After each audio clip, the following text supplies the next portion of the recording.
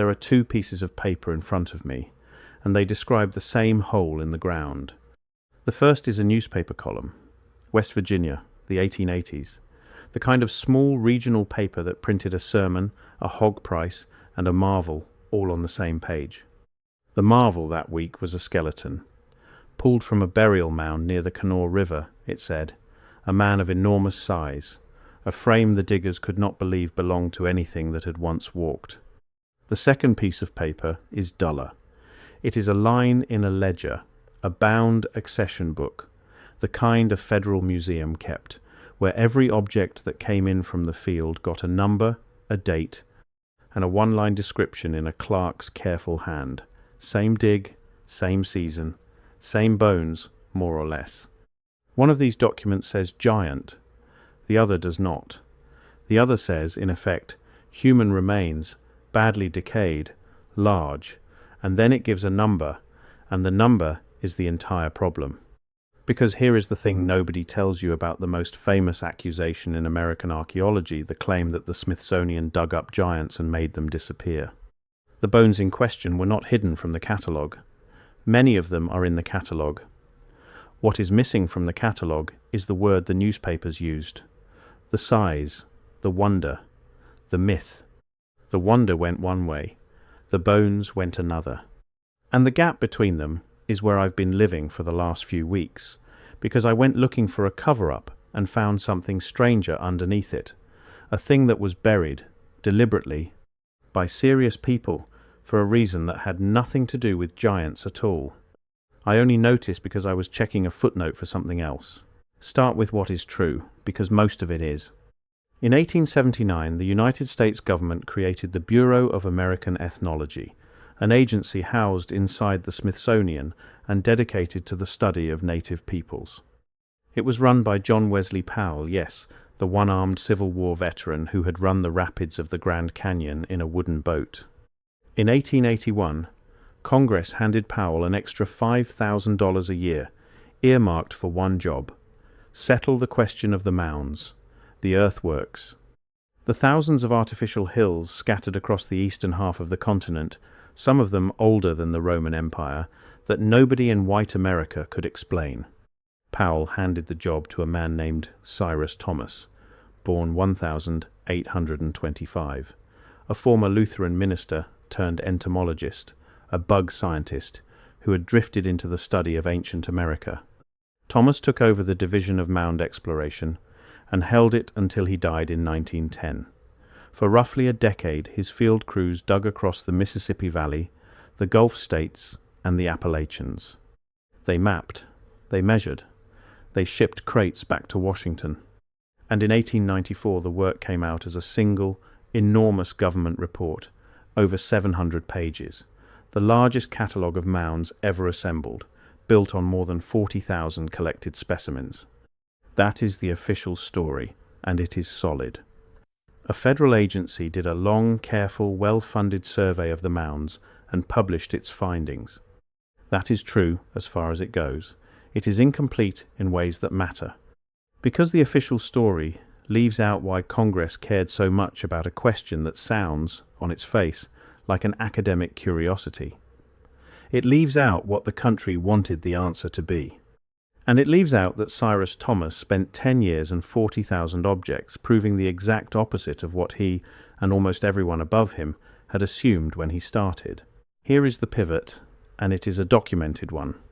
For most of the 19th century, educated Americans did not believe native peoples had built the mounds. They believed in a vanished race, a lost civilization sometimes described as a superior people, sometimes explicitly as a race of giants who had raised the great earthworks and then been exterminated by the savages who came after. This was not a fringe idea. It was the consensus. It was printed in school textbooks. New York's governor, DeWitt Clinton, speculated about it. A future president, William Henry Harrison, wrote about it. The poet William Cullen Bryant put it into verse in 1832, a disciplined and populous race, living in peace until, in his words, the red man came and the mound builders vanished from the earth. Sit with how strange that is. A whole country had decided that the people living beside the mounds could not possibly be related to the people who built them. And the convenience of that belief is the part that should make the back of your neck cold. Because if the real builders were a lost white or near white race that the Indians had wiped out, then the land was not being stolen, it was being recovered. The Indians had taken it from someone civilized first. The settlers were merely settling an old score. When Andrew Jackson argued for the Indian Removal Act in 1830, he reached for exactly this language: a once powerful race, gone, to make room for the tribes who would now, in turn, make room for white Americans. The mound builder myth was not idle. It was infrastructure. It was the moral scaffolding under removal, and the larger and more vanished and more not Indian you could make the builders, the sturdier the scaffold. Now you understand why a giant in a newspaper was never just a curiosity. A giant in a mound was a deed to the continent. That is the trust I'm asking you to extend before the next part, because the next part is where the institution everyone accuses of hiding the truth turns out to be the one that broke it. Cyrus Thomas began as a believer. He expected the digs to confirm a lost race. They did not. Year after year his crews opened mounds and found the same thing. Ordinary human burials, the tools and pottery and copper of peoples whose descendants were, in many cases, still living nearby. The construction methods matched techniques recorded among historic tribes. The artifacts matched. The skeletons, when they survived at all, were the skeletons of human beings of normal range. By 1894, Thomas wrote the sentence the country did not want. The mounds were built by the ancestors of the American Indian. There was no vanished race. There never had been. That report did something rare. It used the full authority of the federal government to demolish a flattering national myth instead of feeding it. And here is the irony, that the modern conspiracy gets exactly backwards. The Smithsonian is accused of suppressing giants. The Smithsonian's signature work on this subject is the document that put the giants in the ground for good. So where did the giants go? They went where they had always lived in print. This is the quiet payoff of those two pieces of paper from the opening. 19th-century newspapers ran on wonder. A 7-foot skeleton sold copies. A 5'9" skeleton did not. So the same dig that entered a federal ledger as large, decayed, human, entered the local paper as a colossus. The catalogue was boring on purpose. It was a list, a count, a thing a clerk signed for. The newspaper was thrilling on purpose. When you go looking for the giants in the accession books and cannot find them, that absence feels like a cover-up. It is actually the difference between an inventory and a legend. Now raise the obvious objection, because it is a fair one. Records were lost. 19th-century museum bookkeeping was uneven. Crates went unlabeled. Accession numbers got detached from the bones they named. Things were misfiled for a century. That is all true, and the fact-checkers admit it freely. Gaps in the ledger are real. But a gap is not a grave. A missing line where a clerk forgot to write is not the same as a man in a back room burning a skeleton because it threatened the official history.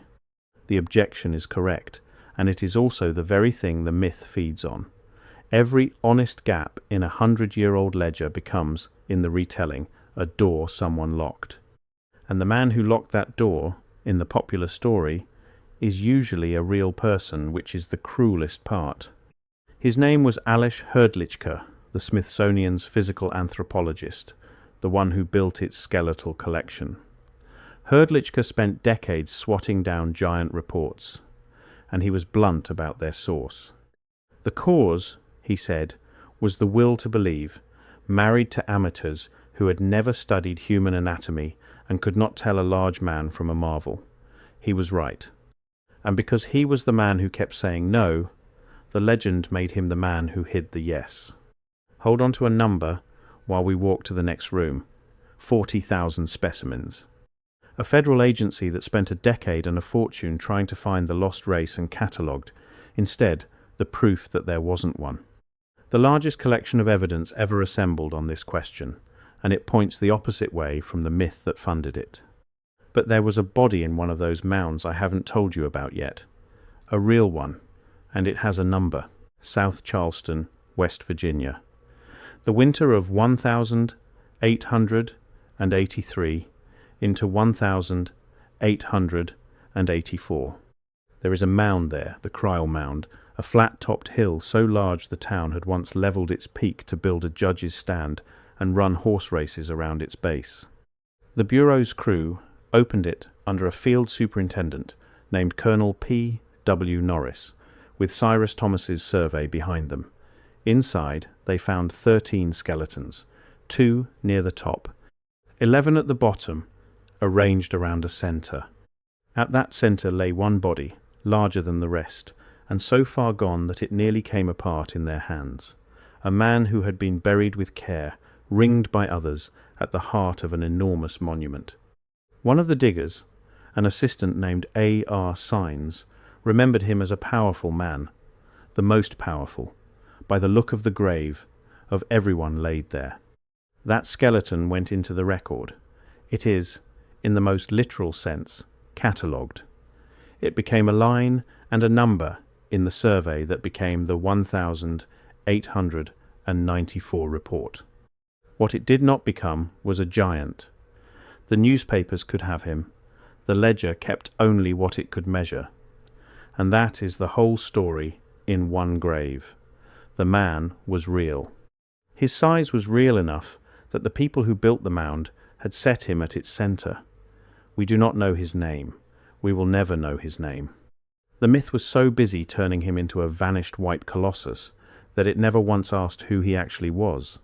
A person with a people whose descendants were standing in the same river valley, being told by the entire weight of American science that their ancestors had built nothing.